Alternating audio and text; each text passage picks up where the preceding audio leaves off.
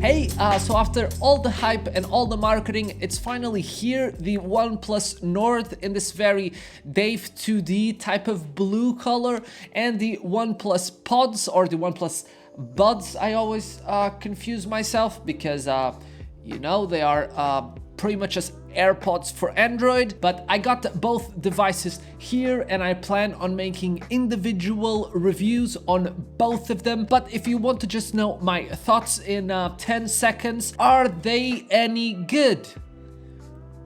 Yes. Now, this is pretty much OnePlus going back to their origins, but I don't know, it's them making a cheaper device after going all the way up into the premium market. There's definitely some compromises and there's definitely some corners that were cut, and there's definitely some other corners that are still here. All those things are going to be shared in full detail in the review.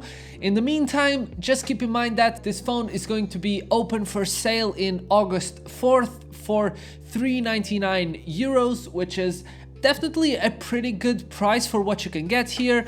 And if you want to wait for the full review from myself, just give me a couple more days with it and I will surely share everything that I want to share about it, because there's definitely a lot of interesting ways OnePlus went around making a cheaper phone. These guys, on the other hand, are a much easier story. I mean, if you want AirPods and you want them to be cheaper and you want them to work great with every Android phone and iPhone as well, these are half the price of AirPods and they are as good as AirPods.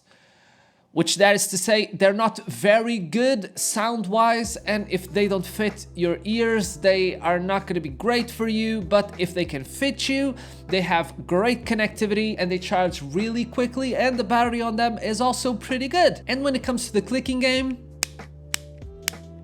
they're pretty on point. But if you still need to know the nitty-gritty in order to make a purchase, I'll shortly share everything in their own review. But before I go, I'll take this opportunity to make one last appeal on something that bothers me to no end.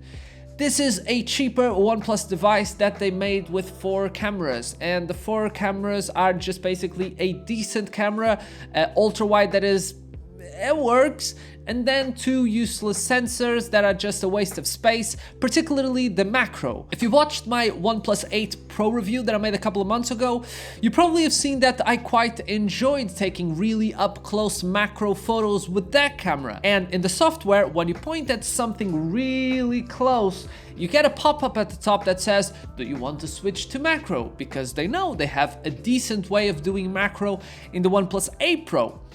In this guy, that pop-up never appears, which further proves the point that the 2 megapixel macro camera is useless. I just think I should take every opportunity to make sure that everyone knows that 2 megapixel macro cameras are stupid, and also most depth sensor cameras are pretty stupid as well, because we all know at this point that the phones that do portrait mode better are the Pixel and the iPhone, and both of them don't really have a dedicated depth camera. Both of those lenses are just here because they are the cheapest way for them to be able to say that this phone has a quad camera design.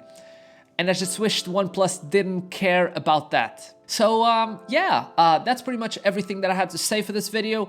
Subscribe to the channel if you want to see the full review that should be coming in the next couple of weeks. But if none of this interests you in any shape or form and you're just here for some feline action, I'll see my way out.